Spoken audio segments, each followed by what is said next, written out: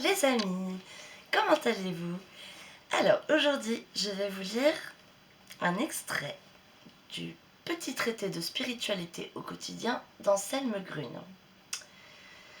Alors, ce petit livre en fait est composé de plein de petits chapitres où chaque chapitre traite d'un ange. Alors, ce ne sont pas des anges qui existent, ce sont des thèmes pour nous aider au quotidien.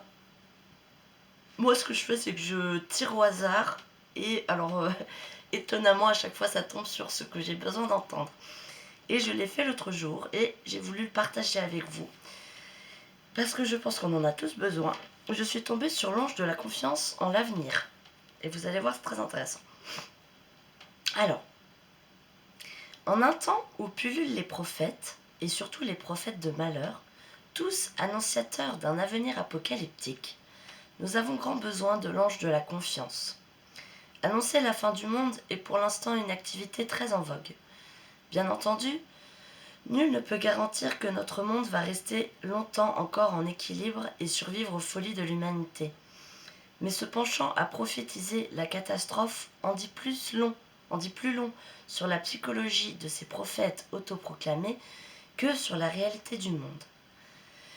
Vivant eux-mêmes leur vie comme une catastrophe et nourrissant le souhait inconscient que cette existence gâchée se termine au plus tôt, ils projettent leur propre situation sur le monde dont ils attendent la fin.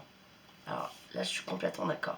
Même moi-même, je vous avoue, au début de ma chaîne, je suis pas mal tombée dans le piège. Alors je ne dis pas que, bien sûr qu'il y a des vrais prophètes et des vraies prophéties, mais j'étais un peu trop rentrée dans ce cercle alarmiste.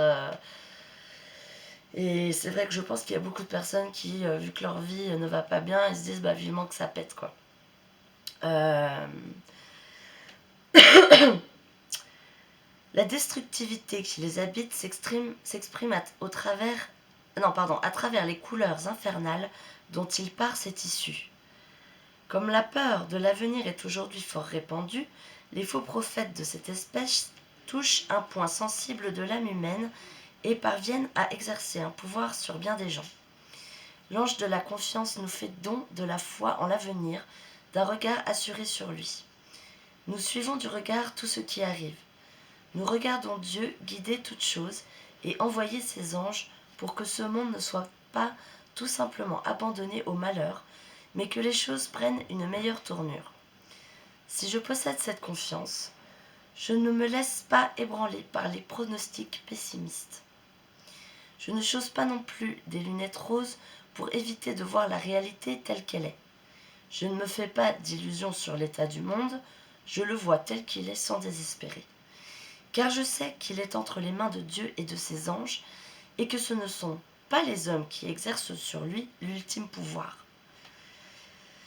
Un tel regard confiant voit au-delà de la simple réalité présente, au-delà des problèmes que les manchettes des journaux choisissent de mettre en relief.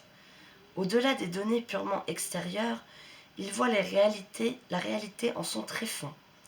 Il voit les anges qui nous accompagnent à travers le monde et étendent leurs mains tutélaires au-dessus de celui-ci. L'ange de la confiance s'est depuis toujours tenu aux côtés de quiconque récitait les psaumes. Ainsi prit par exemple David. Il campe l'ange de Yahvé autour de ses fidèles et il les dégage. Psaume 34, 33, 8. Et dans le psaume 91, nous lisons « Il a pour toi donné ordre à ses anges de te garder en toutes tes voies.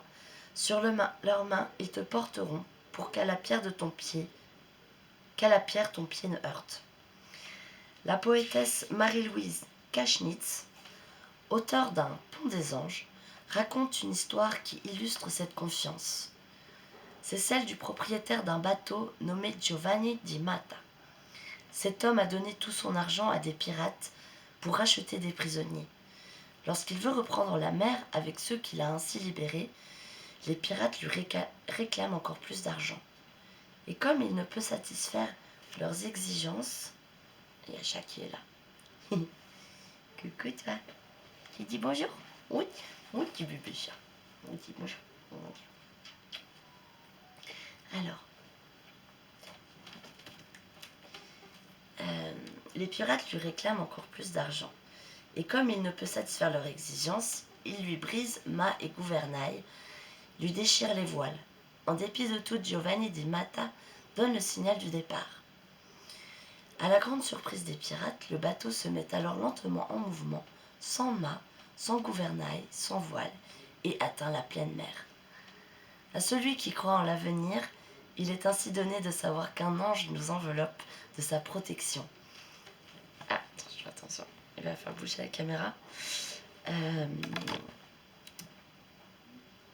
Hop.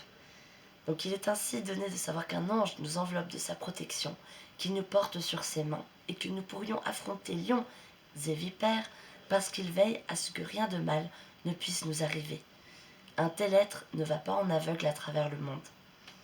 Il perçoit parfaitement les dangers qui le guettent, mais il se sait accompagné, porté, protégé, et l'ange qui veille sur lui le délivre de toutes ses craintes. Voilà, je voulais simplement vous partager ce magnifique message. Voilà, soyez simplement dans la paix et la confiance en notre Seigneur, car c'est lui qui tient le monde entre ses mains, et non ceux qui dirigent le monde, ces hommes de ténèbres. Voilà, donc ayez confiance, car un ange veille sur vous. N'oubliez pas de prier vos anges gardiens, mes frères et sœurs. N'oubliez pas, ils sont sans cesse à nos côtés. Il est là. Et il vous protège de leurs ailes. Donc voilà, c'était tout pour aujourd'hui. Je trouvais ce message beau et encourageant, plein de confiance. Donc ayez confiance en l'avenir. Invoquez l'ange de la confiance en l'avenir et vos anges gardiens. Et tout ira bien. Et voilà, tout simplement. Quand on a confiance en Dieu, de toute façon, on ne peut pas être dans la peur ou le découragement. Voilà, mes frères et sœurs. Hop. Eh bien, je vous fais de gros bisous. Que Dieu vous bénisse et vous garde. Et bisous de chat.